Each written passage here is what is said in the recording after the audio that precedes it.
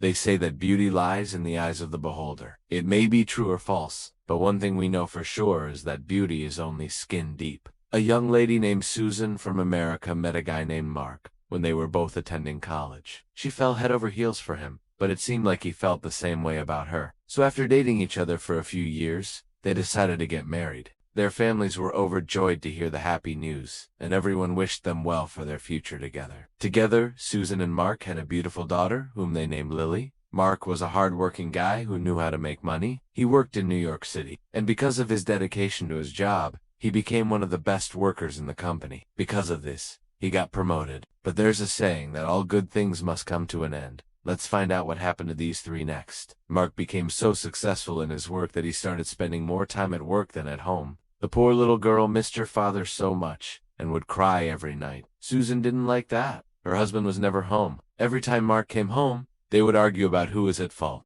In these arguments, Mark always used to tell Susan that she should take care of the household and the baby, and that he was the one who was bringing food to the table by working hard. Don't complain about me working hard so that we don't have to worry about money. If you don't like it, then you can go find another man who works harder than me. These words of Mark hurt Susan very deeply. Meanwhile, Susan also worked part-time, doing 3 jobs at once. She was working hard to support her family and still going to college to study to be a mechanic. There were days when she had to go to work without even brushing her teeth or showering properly. Sometimes Mark would take their daughter to his company so that Susan could get some rest. What actually happened was that at lunchtime, a woman would take the daughter out for lunch. The poor girl didn't understand any of this. All she wanted was her father's love. One day when Mark dropped his daughter off at the office, the woman took the little girl to a restaurant for lunch, as usual. When Mark and his daughter returned home, Lily asked her mother who the woman was that took her out for lunch, and that the woman could not speak good English. She immediately dialed Mark's number, but he did not pick up the phone. This continued for several days. She tried calling him multiple times,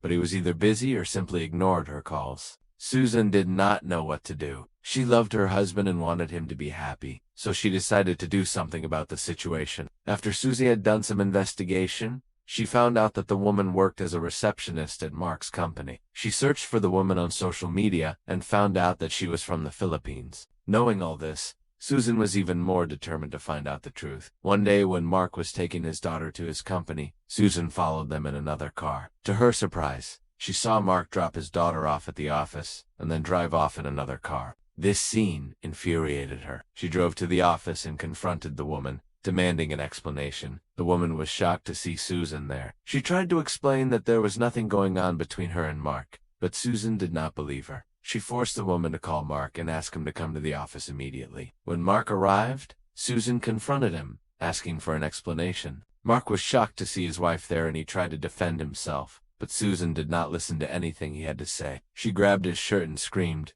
"What is going on between you and that woman? Answer me, Mark." Everyone in the office was staring at them. The next day, Mark came to the house, but Susan refused to let him in. He tried to explain everything to her, but she did not listen to him. She just kept crying. Finally, Mark broke down and said, "Susan, I'm sorry. I don't love you anymore. I want to break up our marriage. I know this may sound sudden to you, but please accept my apologies. I hope you'll find someone better than me and can move on quickly." After saying that, Mark left the house. Mark left Susan for the woman from the Philippines. Mark and Emily got married soon after, and Emily told Mark to take all the credit cards and not to pay alimony to Susan. As you can imagine, Susan took all this very badly. It took her 5 long years to recover from the ordeal. During those 5 years, she cried many times and even tried to take her own life. After the marriage between Mark and Emily also failed, Mark approached Susan and said he was sorry and asked Susan to forgive him. He asked if they could start a new relationship together. But of course,